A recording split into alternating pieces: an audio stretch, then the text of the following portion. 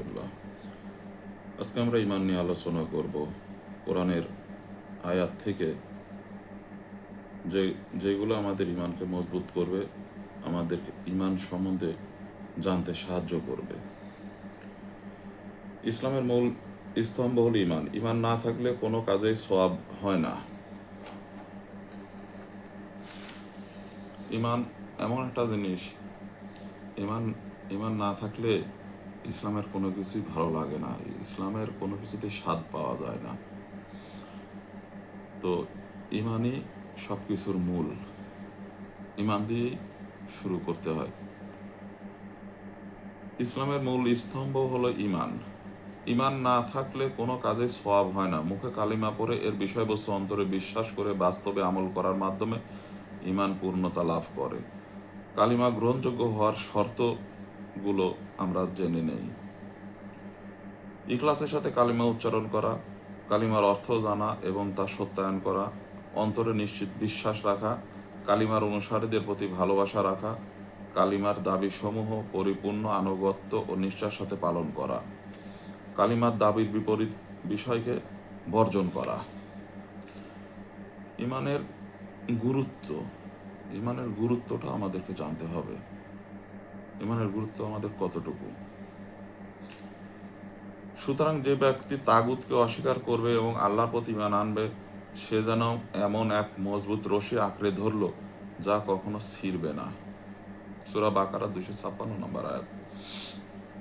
যারা শাশ্বত বাণীর প্রতি ঈমান আনয়ন করেছে, আল্লাহ তাদেরকে দুনিয়ার জীবনে ও আখিরাতে সুপ্রতিষ্ঠিত রাখবেন এবং জালিমদেরকে বিভ্রান্তিতে রাখবেন। আল্লাহ যা ইচ্ছা তাই করেন। সূরা ইব্রাহিম আয়াত নাম্বার 27।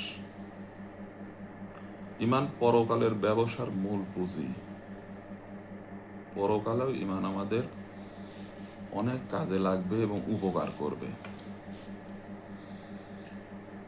হে মুমিনগণ, আমি কি তোমাদেরকে এমন বাণিজ্যের সন্ধান দেব যা তোমাদেরকে যন্ত্রণাদায়ক শাস্তি হতে রক্ষা করবে?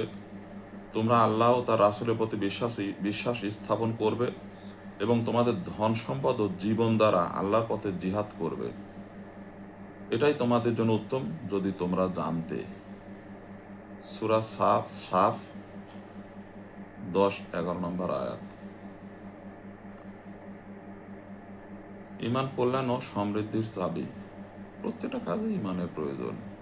সব সময় আমাদের ঈমান থাকতে হবে। আল্লাহ কোরআনের মধ্যে অনেক ক্ষেত্রে বলেছেন, হে ঈমানদারগণ, ইয়া আইয়ুহাল্লাযিনা আমানু, হে বিশ্বাসীগণ, হে ঈমানদারগণ, এভাবে শুরু করছেন। ঈমান কল্যাণ ও সমৃদ্ধির চাবি কাঠি।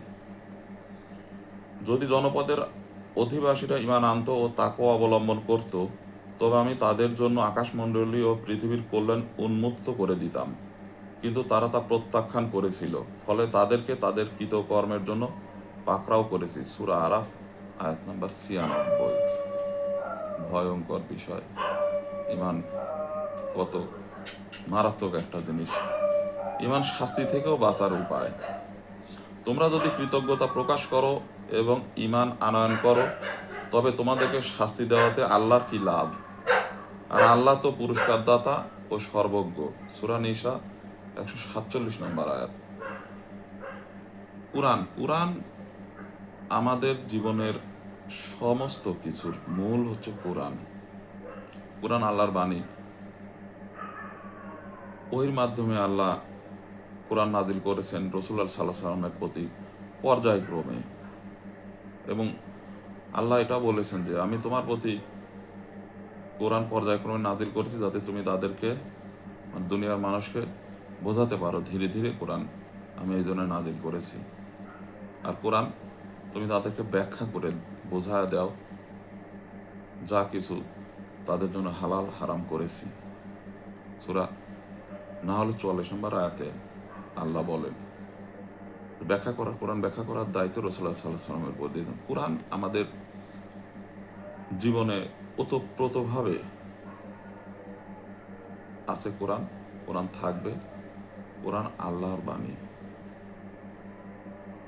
কোরআন আমাদের মুক্তির পথ। কোরআনকে আমাদের আঁকড়ে ধরতে হবে। কোরআন পড়লে ঈমান বৃদ্ধিও পায়।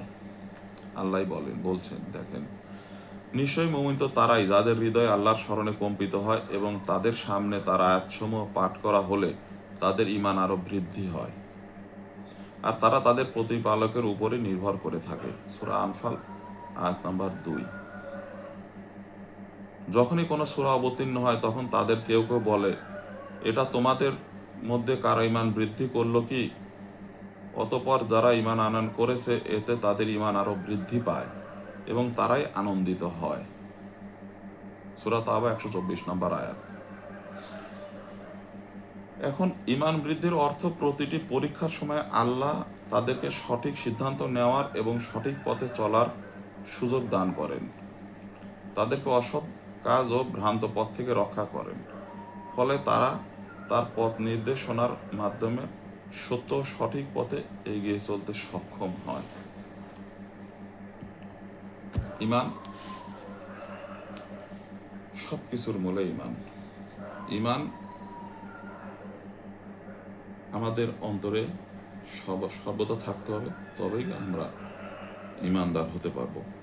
আর ঈমানদার হতে পারলে আমাদের ইহকালে এবং পরকালে শান্তি। আল্লাহ আমাদের বোঝার তৌফিক দান করুন। আমিন।